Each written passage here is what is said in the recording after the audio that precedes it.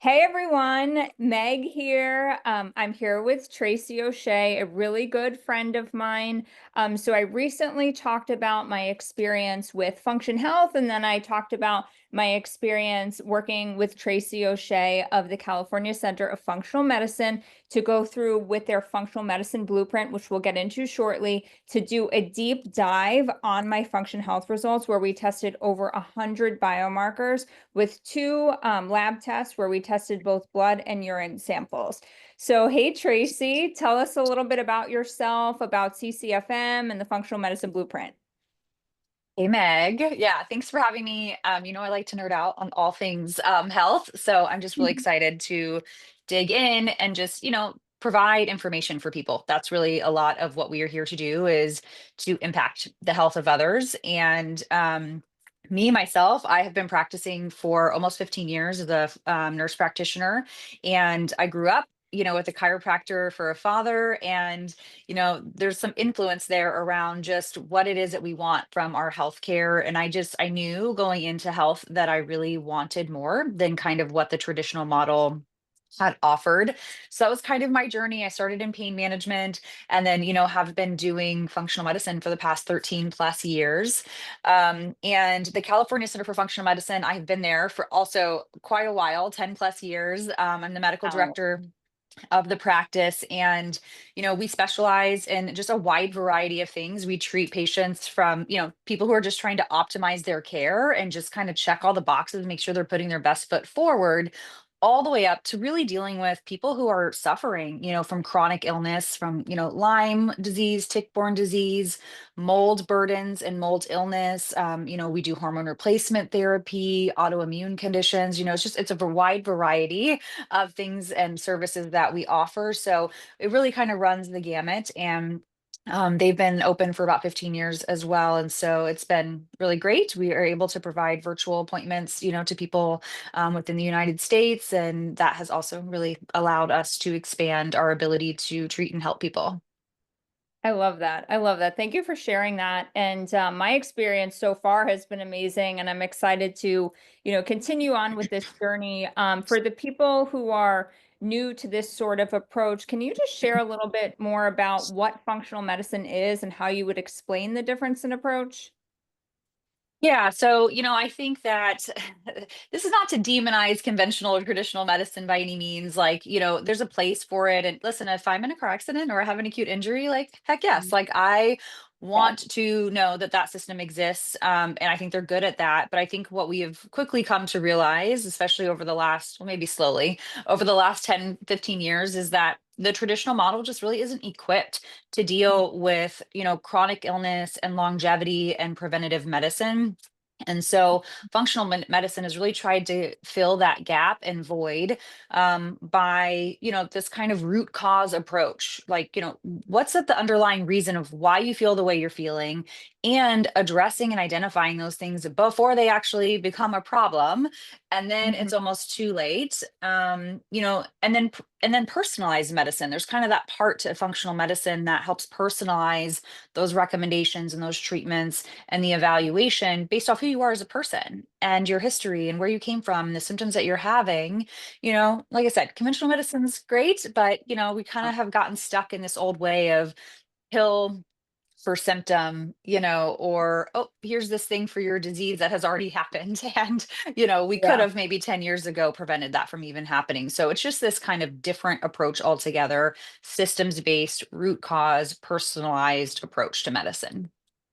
I love that. And I have to say, functional medicine saved my life. I'm forever grateful for it. And but like you, I also believe that there is a time and a place for conventional medicine, i.e., when I had my endometriosis surgeries, Right. I need that. And so I just love what you guys are doing, and I'm just so grateful for it. So one question I wanted to ask you of a few questions is, how do you approach cases where either, someone does not feel well and their labs look fine, or they feel fine, but their labs tell a totally different story? How do you approach these situations? Yeah, I mean, this is kind of a running joke a little bit in the functional medicine space is like, I've been told my labs are fine. Like there's nothing to worry about. And yet this patient is presenting to their provider like feeling awful, right? Whatever it might be, fatigued, hormone issues, all these symptoms are like, well, the labs are fine. That it is kind of a running joke because it happens Right. so much, unfortunately. And the idea is we have to dig deeper. Like, don't take fine for an answer really as a functional medicine practitioner. We know that usually the labs that are done in a conventional setting are lacking, right? They're very limited. They do not really give you the amount of information that you need in order to understand patterns of disease and patterns of labs that are pointing in a direction. And so when somebody comes to me and they say, my labs were normal, I feel like crap, I usually am saying you probably didn't have the right labs done or enough Yeah. of them, or they weren't interpreted from a functional medicine lens that is Yeah. looking for minute shifts and changes in your health. Not, oh, you already have the disease. Like that's what those Yeah. reference ranges are, right? It's like you already have the Yeah. disease, like it's already a problem. We're trying to Yeah. catch those things early on. So that's really how we try to explain that, and kind of same concept where people feel fine Yeah. and their labs are way off. And Yeah. to me that's like, okay, great, we're doing our job because we're trying to Yeah. find these things before those diseases, before you become symptomatic and before they become a problem and you start to notice. Yeah. um because there really is this theory that I kind of like to think of as body, bird, and bucket. You kind of have these things that start to layer over time and these insults, and your body's maintaining, it's okay. And you're starting Yeah. to maybe see little tiny shifts. And sometimes it's the last drop in that bucket, whether it's an infection, whether it's a motor vehicle accident, a major Yeah. stressful event, and the bucket just overflows. And now they're like, whoa, what? Like what's going, and you have all these things that have been sitting there for Yeah. years, like just waiting until the body just Mhm. couldn't manage it all anymore. Yeah, that's super interesting. And actually, you kind of started to touch up on my next question, so I think it's a perfect segue. Of one thing is, can you talk about the difference between being in range and an optimal range? And also during one of our sessions, I thought it was really interesting to see how there's the functional wellness or functional wellness range and then the conventional ranges. So can you just explain a little bit about what these ranges are, or what's being in range versus being optimal? Yeah, so kind of the conventional reference range that you're going to get in a lab. Mm. There's often studies behind them. Like, I think they're good, but oftentimes the studies are done for disease state most of the Yeah. time. Like if you're out of range over under, that is you're being categorized usually into a disease, or you create a criteria. Think of like Mhm. pre-diabetes, diabetes. We have these Yeah. criterias of what your A1C needs to be in order. So, there's kind of this conventional range, which I view as the disease range, really. And then the functional medicine range is, a really combination of studies, but also just clinical experience and expertise of really saying, like, okay, we're going to sometimes we pull the range in from a functional medicine range. So we want to catch those numbers before they become disease states. And so that functional range is a lot more narrow. Like we want to catch that before. So we're going to tighten our range. Some Yeah. labs, we actually widen that range because we think, we don't have to stress Yeah. too much about this. And we want to, like, cholesterol, for instance, there's a little bit sometimes of a differing opinion between Right. conventional range and functional range. So that's kind Yeah. of that in a nutshell. Oh man, we could go on cholesterol, but we won't do that in this conversation. Yeah. I love that topic. One of my favorite topics. Me too. Um, so are there any specific biomarkers you typically pay extra attention to, even if they're in range when you're evaluating people's results? I mean, honestly, all of them, to be Yeah. honest, like it's, there are definitely ones, markers of inflammation, markers of nutrient deficiency, markers of metabolic dysfunction, because Yeah. those are, a lot of times the drivers for disease. But honestly, most of the time in functional medicine, it's a pattern-based approach. So we are looking at groupings of markers. What's your B12 and your homocysteine look like? What is Mhm. your fasting glucose plus your triglyceride? We're looking at these patterns, these groups of markers that all maybe point in a direction of something starting to be off, something starting to shift. So I think of it more as like versus an individual marker versus groupings of markers that we kind of lump together for particular patterns to start to identify those imbalances. And so that I think is where the art of like the beauty of functional medicine is. It's not just a single marker Yeah. by itself. It's the grouping Yeah. of all of those things that point in the direction together. And you have to look at that pattern, understand it. Oh my God, I love this. You're speaking my language, Tracy. This is like, I could nerd out about I this know, I in know. I was like, hours. so do we have 3 hours? Because we could nerd out I on this know, forever. right? So, what is one non-negotiable habit you recommend for long-term health optimization? This is so hard. Oh, this you can't choose this. Honestly, I know. Honestly, it would be movement. Like I really just think moving your body intentionally is like probably the end all be all. I mean, I could talk about sleep, I could talk about sunlight, I could talk about all the things, but I think if you are not moving your body and you are Yeah, stationary, I mean, even just statistically and even in science, it is linked, right, to so many all cause mortality, yeah. reducing your lifespan and your health span. So I think movement for me would be it. It's interesting. When I was coming up with these questions, I was like, I wonder what she's going to say. And the first thing that I said in my brain was she's going to say movement first. I don't know how Oh, I you got know, that, but I freaking knew it. and And I I mean, love that. and I think it's important to be like, I don't, you don't have to be a CrossFitter, right? Like, not everybody, you don't have to Right, like go right. out and do crazy, but like literally Yeah, getting up, taking a yes, walk, or doing exactly. movement that is within your capability is Yeah, still super important. So that's that personalized medicine touch, right? To functional medicine is like, what is it yeah. that you can do and can you build, right?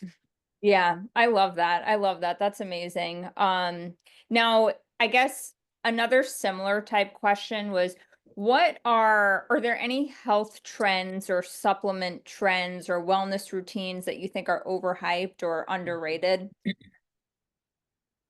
I mean, there are so many right now. I I know. mean, I think that's part of the noise a little bit, right? With all of Yeah, this is there's just like 25,000 people telling you yeah, what you should do on social yeah, I media know. and feeling like you don't want to like miss the boat, right? So, I Yeah, mean, I think things that are probably under like that aren't talked about as much is like the basics, to be yeah, honest. Like I think we get really caught up, which I do too. I like have all the mats and I have the saunas and the whatnots. yeah, But like at the end of the day, I think we forget about how important just the basics are, like what you put in your body, who you connect and talk with, how much you sleep, how much sun you get, and how much movement, you know what I mean? Like I think we forget about those things and it's mentioned, but it's not like driven hard. So I think it's seems like common sense, but it's a really underplayed like yeah, piece of the puzzle. And overrated, I mean, I love myself some supplements, don't get me wrong. yeah. But I think it's really it's a hard balance to strike because there are Mhm. just so many on the market and there's so much noise. I really don't think the average person probably needs to be on 30 supplements a Yeah. day.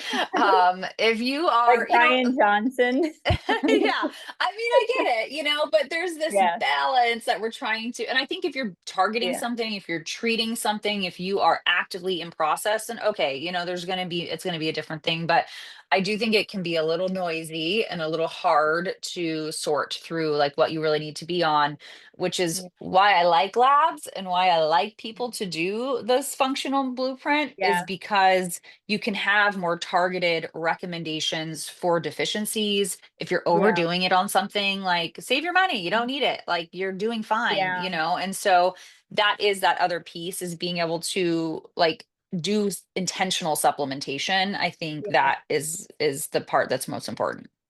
I love that. And I guess this kind of brings us to what is your advice for someone who feels extremely overwhelmed by their lab results? Because I actually had a lot of DMs over like, okay, I did function, but like there's so much going on. I don't even know. And there's other services too that do all these biomarkers, but Mhm. they don't know where to start. So what's your advice for that?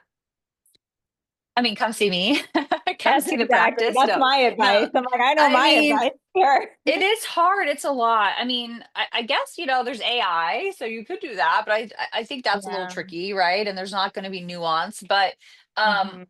I really don't know. I think you have to have somebody look at it. Like, I mean, unfortunately at this point, because especially it's great that you have that there's access to that many markers, but Yeah. it is overwhelming. Like, there's so many of them, and you do get a report. It's kind of AI generated. That's okay. But it's still so overwhelming. Like, I think people just shut off, and they're Yeah. just like, oh gosh, like I don't even Yeah. know what to do and where to start. And so Yeah. that's the advantage of working with somebody, is like, let us be in the driver's seat for a second. Like, that's kind of what Yeah. I tell people, like, hey, get in the passenger seat. Like, you can still help me Yeah. navigate, but like that Yeah. pressure and stress to like know all those things and interpret those things and feel this Yeah. like overwhelming burden to do something about it.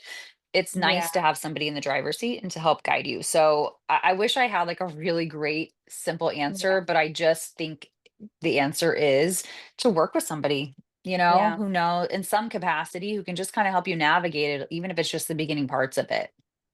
Yeah, and honestly, I would say the same exact thing because when we were going over my results, it was just it made me feel so much more at ease and at peace with, okay, here's my results and you're the expert. Like with everything that I've been through, I would say, I've probably been through more on a medical history than an average person, but at the same time, Mhm. like even though with that experience as a patient, I'm not the expert. Right. I'm not in this every single day. So it was really, really helpful for me. And I just want to touch on the last question is how can people learn more about the functional medicine blueprint, you, CCFM, all the things? Yeah, so I mean, you can go to the website. That's very easy, ccfmed.com. And you can look at our offerings. We have the blueprint, right? Which is where if you've already had labs done and you just want help with interpretation and get an action plan, then the blueprint is a perfect fit for you. If you haven't had any labs done, you haven't consulted with any other groups, then we have the functional medicine checkup, where you get 2 visits with a clinician, and we will order the labs for you and interpret them. And so I think that's really the best way. We have, people available to call and talk to you and answer questions and make sure that it feels like a good fit, and, get you connected. We have a group of practitioners that are extremely knowledgeable and have been doing this for a very long time. So I think people will be in good hands no matter who they see from the practice. So, and then of course, if you want just functional medicine fun tips and stuff, you can follow me on social, and Yes. CCF at Med on social as well, for just, ongoing support and tips for, how to really round out your health optimization. Awesome. Tracy, you're amazing. Thank you so much for your time. Thank you so much for all that you've done for me so far, as I embark on my own health journey, and for so many people who want to have a deeper look under the hood and understand all of their blood work results and know how to navigate them for optimizing their total wellness. So we love you and we appreciate you and we thank you so much. Thank you so much. Okay. Let me